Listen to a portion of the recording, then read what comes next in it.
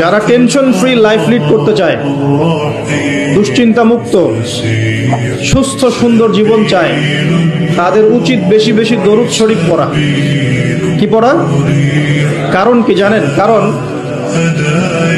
যখন আল্লাহর কোনো বান্দা মুহাম্মদ সাল্লাল্লাহু আলাইহি ওয়াসাল্লামের উম্মত, মুসলিম মুমিন ব্যক্তি, সে যখন নবী সাল্লাল্লাহু আলাইহি ওয়াসাল্লামের প্রতি দরুদ এবং সালাম পেশ করে, তখন এই দরুদ এবং সালামগুলো সংগ্রহ করার জন্য আল্লাহ রাব্বুল আলামিনের স্পেশাল কিছু ফেরেশতা আছেন। কি আছেন? ফেরেশতা আছেন।